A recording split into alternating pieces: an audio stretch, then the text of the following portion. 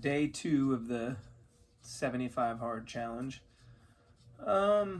This morning's workout was horrible.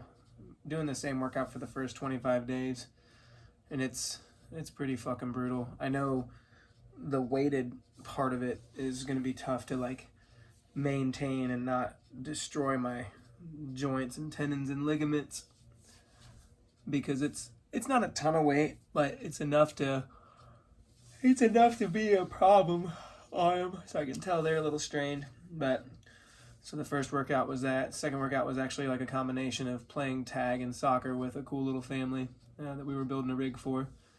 The water is not really a big issue, especially working outside. I got nice and sunburnt, so you to drink a lot anyways. But I think the biggest benefit that I have, or advantage I guess I have, is that like I drink 20 ounces of water right when I wake up. Then I drink 20 ounces of water with my BCAAs in it, and then I drink a 20-ounce thing of water right after I work out. So that's half my water for the day in the morning. So that makes it pretty easy to do it. The reading is cool. I got 2 good books, so I'm good with the reading. I thought a lot today about that whole like practitioner mindset again, thinking about just like how much this could change some of the things that I need to change in my life, as far as like the availability to do things, like the time. Like if you can find all this time to do the extra workouts and to, you know, go to the bathroom the extra times, like all these things that you just tend to always say no to because you're like, oh, I don't have time, or I'm too busy, or whatever. Like that's like the circumstances around you. The circumstances around you, and kind of the forces around you that are always driving you thinking that you can't do something for whatever reason. But this is a really good way to like prove to yourself like, oh, you do have an hour and a half throughout the day that you could use for whatever actually took precedent. You know what I mean? Like it's not something that, I mean, you gotta make the conscious choice, which is all this is. It's just like 6 decisions a day that you make, that you just decide to do every single day when you wake up. I think for some people it could prove to be super beneficial, especially if they can get rid of some of the bullshit in their life with it. You know, a lot of people, like the alcohol is going to be an issue for a couple of them, and it's like, you know, for the ones in particular that, you know, are part of like our little crew, I don't think it's like an alcoholism issue. It's like I like to drink on the weekends socially while we go out. It's fun. It's part of what we do. It's how we relax from the week. And that's, you know, honestly, like, that's not a problem. If when you want to make the choice to not do it, you can. That's where this gets like kind of tricky, right? So like, if I was talking to my wife about this, if you don't, like if you're like, I want to do this challenge, but the alcohol is going to be tough for me because I like to do, that's okay to say, but like to not be able to actually cut it out, I think you need to take like an inventory of that, and you need to like take notice of that, and you need to maybe think more about that, like legitimately say, okay, so I should be able to just do it.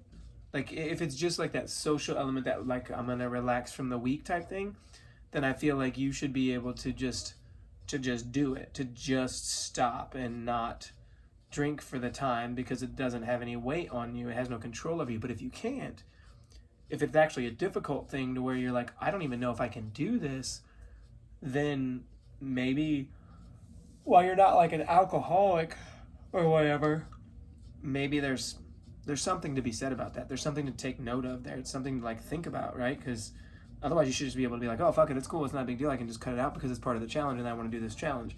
But if you can't do that and it becomes this scenario where you're like, I don't know, then I think that's a problem, right? Like for me, thinking about like, I just told Amanda, I was like, I want a fucking ginger ale, you know what I mean? It's only been 2 days, you know, I had one Friday night, and I don't drink them all the time, like legitimately have it like once a week. But like just knowing that I can't have it, I'm like, man, I really want that, which makes me know even more that I shouldn't want it or shouldn't have it, because I do, you know what I mean? It is like the one thing I'm thinking of. There were some cookies on the counter when I got in. Oh, 70, it does make me yawn more. there were some cookies on the counter when I got in. I'm like, who's the cookies for? And, you know what I mean? Just kind of half joking, half wondering if she made some kind of like fucking gluten-free broccoli cookie or some shit.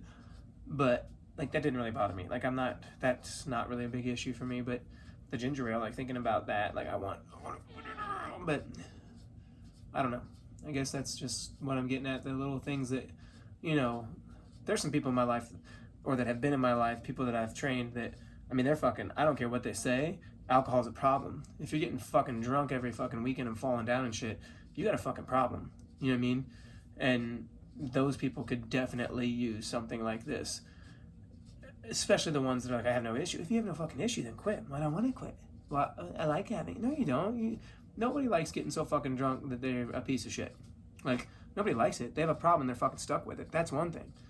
But nobody likes feeling like shit. Nobody wants to get fucking hammered and throw up everywhere or fall down and fucking get drunk and be made a fool of or fucking get into a fight with their spouse. Like, any of that shit. Nobody wants to fucking do that shit.